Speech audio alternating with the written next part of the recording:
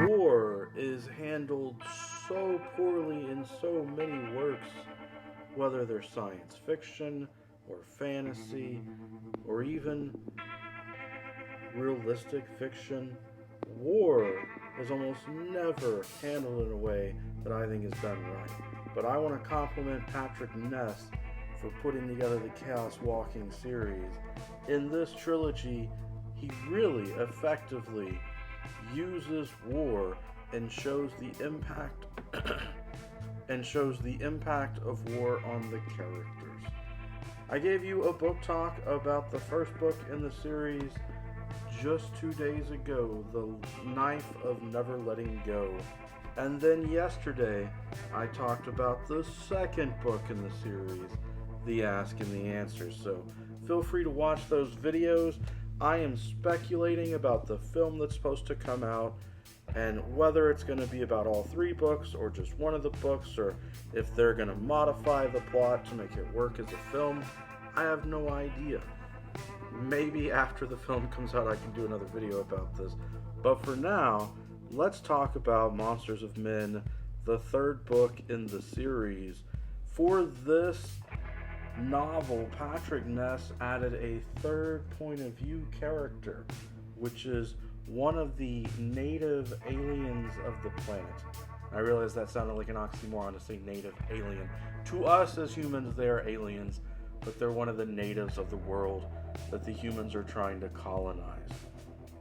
And that was interesting to have that perspective. It was a bold move to basically add a narrative voice, giving point of view chapters into each book as it continued. Though I have to say I didn't necessarily think that it was necessary. I thought having Todd and Viola would have worked just fine as two narrators back and forth. It gives the insight of a native and the perspective of how the alien brain works, connected to nature and the world and all the thought stuff going on.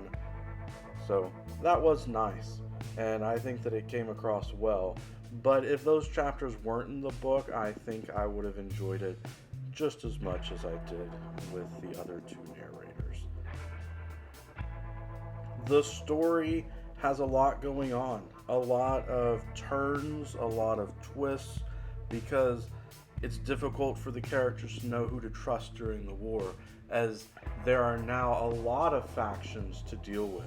And that's also something that's nice, that as a series, as more and more books were written, that we really got to experience more and more factions as we saw more of the world come to life and the people organize themselves in different ways. So there's a lot for you to look forward to if you have not read these books yet. I gave the book 4 out of 5 stars as a review. I gave the first one 5 stars, the second one 4 stars, and the third one 4 stars. My only concern, of course, being that point of view concept that I talked about. And I was so excited to be done with the series. And then I went online and saw there is a book 3.5. It's not a real book. It's just 43 pages. It's a story that Patrick Ness wrote, I assume as an epilogue. I have not read it. But I guess I need to read it just to have that sense of conclusion that he added on for some reason. But I really respect Patrick Ness as an author after reading this series, so I've looked into his other books. His most popular work is called A Monster Calls. So I should probably add that to my TBR and read that during 2021. He's written a lot of books.